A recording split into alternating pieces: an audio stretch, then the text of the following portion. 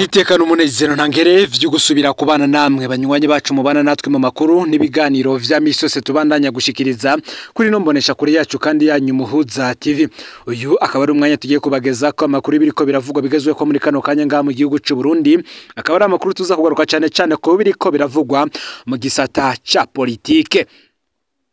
Hari benshi baje bibaza ko biba biriko biraba ku bategetsi batandukanye nga mu gihugu cy'u Burundi cyane abavuga ko bari mu nzego zo hejuru nkuru z'igihugu. Aho tukavuga nk'abakora mu biro vy'umukuru w'igihugu bose, abafise amapete kuva ku ipete rya koloneli kuduga mu gisirikare ndetse no mu gipolisi, abashikiranganji, abafise amabanga hambaye mu mugambwe uri ku butegetsi ndetse n'abandi bategetsi bagiye batandukanye, harimwo n'abakora mu biro bijejwe iperereza ryoba ry'igihugu, umugambwe, ry'igisirikare ndetse n'irikorera hanze y'igihugu. Benshi baribuka ko General Major Godefroid Niyombare ashobora kuba ari we mugenzi wo kuri President Nkurunziza yaronse mu mwaka wa 2015, naho umukuru w'igihugu w'ico gihe Petero Nkurunziza atatahuye umukuru w'iperereza ryiwe. Muti kuki dutanguje ibi vyose? Burya bavuga ko umwami agirwa n'abagabo, umwami atagira abahanuzi bamubwira ukuri abagowe. Twibukanye gato cyane kugira ngo tuze kubandanya na vyinshi biriko bigaruka muri iyi nkuru. Igihe General Major Godefroid Niyombare yandikira ubutumwa President Nkurunziza bita note de l'enseignement bwo kwigenekerezwa 13 ruhuhu mu mwaka wa 2015, ico gihe Niyombare yari umukuru w'ibiro bikuru vy'igendereza Service National de l'Enseignement SNL. Ayo mabanga yarayamazemwe amezi 3 gusa kuko yari yasubiriye Lieutenant General Adolphe Nshimirimana mu mpera za Munyonyo umwaka wa 2014. Nkurunziza rero yari yashimye Niyombare kubera atari yasinye ku ikete ry'abagenerali 13 bahoze bagwanira muri CNDD FDD bari biyamirije ikiringo cya gatatu cya Nkurunziza mu ntango za Munyonyo umwaka wa 2014. Kuva ku rugamba Niyombare yari umugenzi wa Nkurunziza, no mu gihe bagaruka mu gihugu Niyombare yarabaye ku kirimba kwa Nkurunziza. Ico benshi batazi kandi nuko n'uyu munsi Niyombare aho ari mu buhungiro avuga Nkurunziza nk'umuvukanyi wiwe. Impanuro yamuhaye kwigenekerezwa 13 ruhuhu mu mwaka wa 2015 ngo zari z'umukunzi ntizari z'umwansi. Harabibaza abo barasinye kuri iryo kete ryo mu mwaka wa 2014, gusa nabona abategetsi bafise amabanga hambaye muri kino gihe, bamwe bari mu biro bikuru vy'umukuru w'igihugu, kandi nanone tukabibutsa ko umukuru w'igihugu General Major Varisto Ndayishimiye akazamwo General Prime Niyongabo batazira ngabo, Lieutenant General Gervais Ndirakobuca batazira Ndakugarika, Gabriel Nizigama batazira Tibiya, uwo batazira Steven ndetse n'abandi benshi batandukanye bose barasinyiye kuri iryo kete. Ico gihe Niyombare we yari hanze imbibe z'igihugu cy'u Burundi, aho yari umuserukizi w'igihugu cy'u Burundi mu gihugu ca Kenya i Nairobi. Kuva mu ntango yaryo rero ikete rya General Niyombare riratomora kibwirizwa shingiro ryo mu mwaka wa 2005 ritari ryemerera President Nkurunziza kwitoza ubwa gatatu. Aha yarerekanye ko ingingo ya 96 yari yemera ibiringo bibiri gusa vy'umukuru w'igihugu.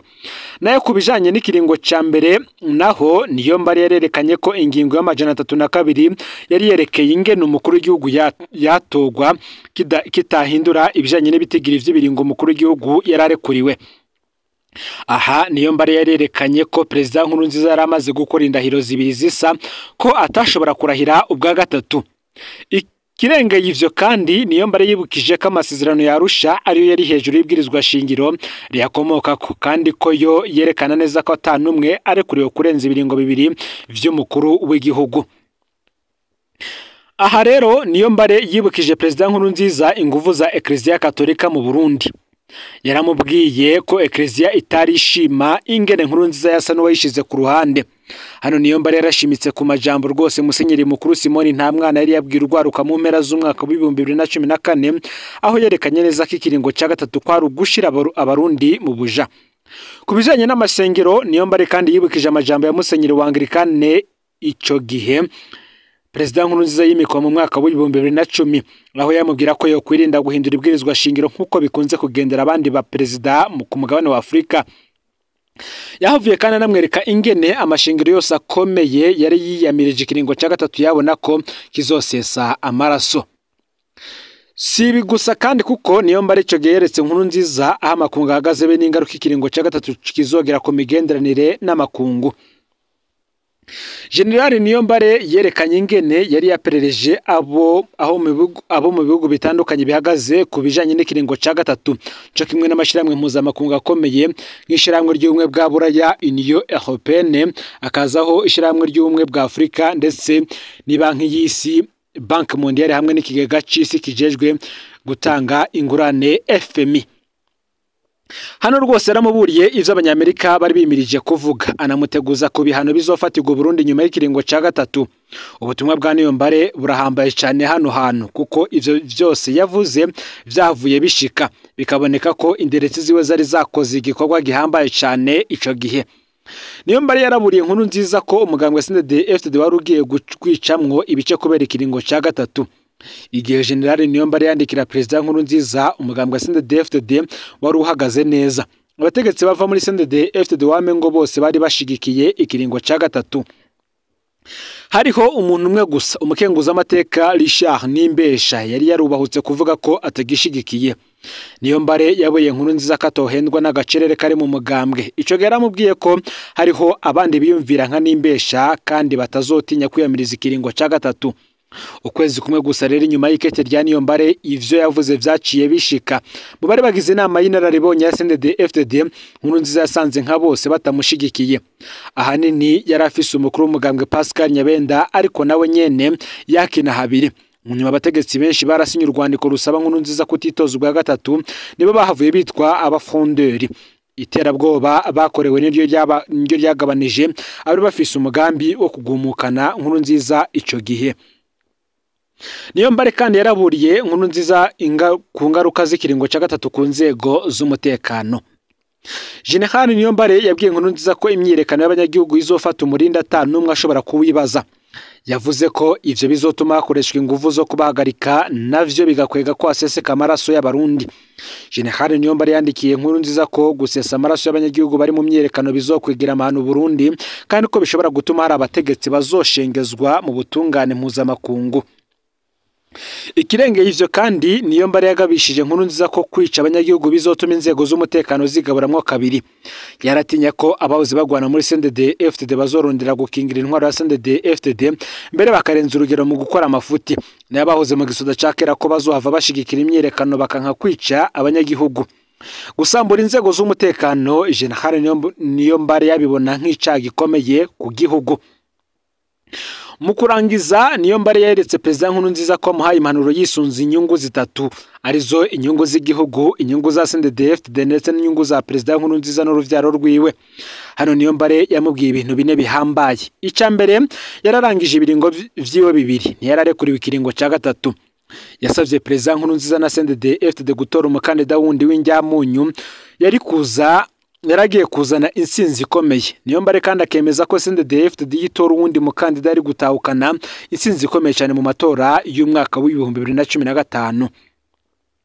Yahanuye ko Perezida Nkurunziza yemera akarangiza neza, agasohokana iteka kandi agashigikira umukandida wa CNDD-FDD. Gutyo CNDD-FDD yari kuronka amajwi menshi y'abanywanyi bayo n'abatari abanywanyi bayo. Ico gihe kandi yanahanuye Perezida Nkurunziza kwirinda impanuro zitari zo za Professeur Didas Kiganahe na Professeur Pascal Rwankara bariko baramuhenda, bakamubwira ko ikiringo cya gatatu akirekuriwe.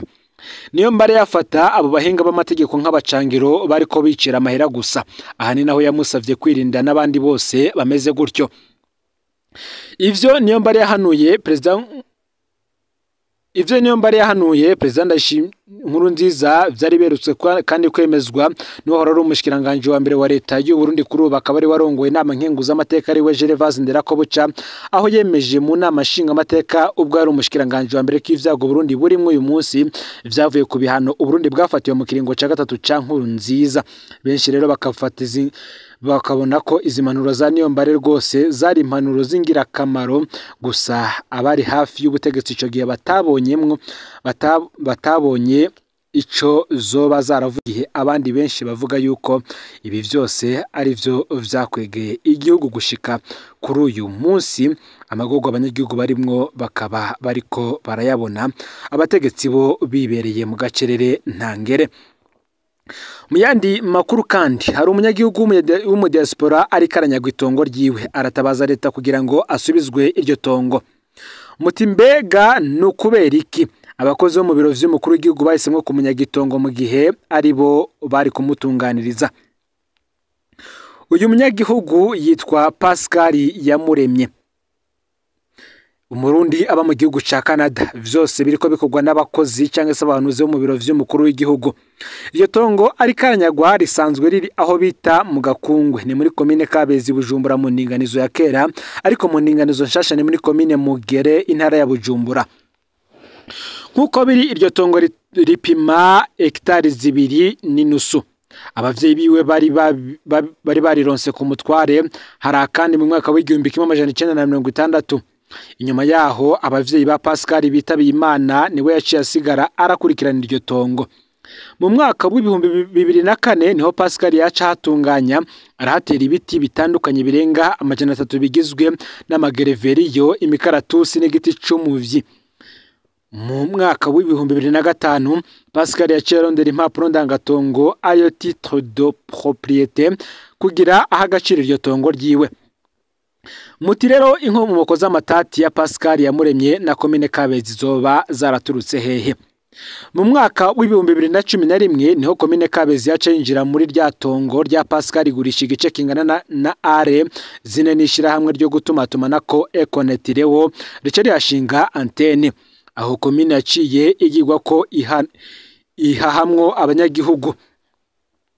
Pascal amaze kubimenya yaciye ava muri Canada arishikira mu Burundi. Yarituye mu staneri wa Kabezi w'ico gihe yitwa Nzirindi Rehonse. Uwo yamwishuye ko abatware bo hasi bamukoresheje amakosa mu kuvuga ko iryo tongo ari rya komine. Aca amwemerera ko iyo antene izohava n'abo bantu bagiye gukubwamwo. Pascal ntiyagarukirije aho, yaciye yitura buramatari w'intara ya Bujumbura w'ico gihe yitwa Jacques Minani, nawe aramwiganira ukuntu bubatse antene mu itongo ryiwe, hongera kandi habwa abanyagihugu atavyazi. Uyo nawe nyene yaciye amwishura ko iyo antene n'abanyagihugu bizokugwaho. Ariko kubera ko antene wari umugambi w'iterambere ku banyagihugu, Pascal ntiyari kugwanya, ahubwo ahisemo kwandikira Econet rero kugira bibe mu muco, nabo mwishura ko bagiye kuvugana na komine kuko yabashize mu makosa mu kubaha ikibanza c'umukuru murantunge mu kubaha ikibanza c'umunyagihugu. Aho Pascal yararindiriye ikiringo c'imyaka 3 arabura ico hinduka.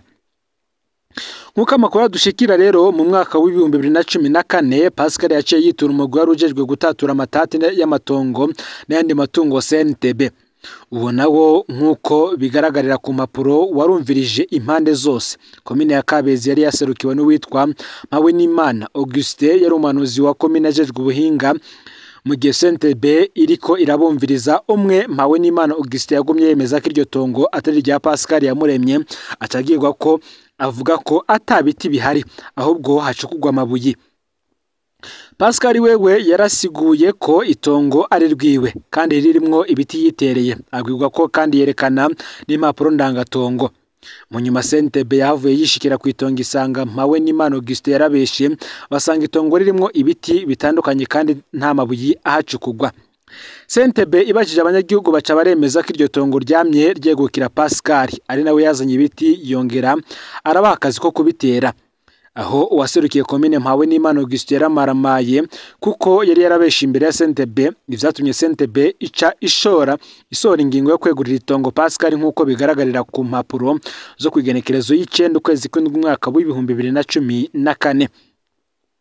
Pascal agiyeza gukomoregwa iyo tongo rero aceje muri komine Kabezi aragura n'ibindi biti vya kijambere vyitwa macadamia, vyari vyazanywe mu mugambi wa leta kugira yongereze ivyari mu itongo ryiwe. Abica vyumvikana rero ko yabiguriye umustaneri nyene yari ahari nawe ariko aramutoteza uno munsi nkuko ino nkuru tuza kubandanya tuyibageza ko. Rero amakuru yaragezwe ko muri kano kanya ufyende subscribe canke s'abone niba utarafyenda ko kugira ngo tujucikanwa nadushikiriza usangize kandi no abanyamakuru bagenzi babo bari hose kugira ngo nabo baje barashikirwa nabi biriko biravugwa bigezwe ko ngaha mu gihugu cy'u Burundi hanze imbibe z'igihugu cy'u Burundi ndetse no makungu ya kure. No Muhuza TV Imana bahezagire mu bikorwa byanyu vya misi yose muri ko murakora, amakuru yacu yo arabandanya.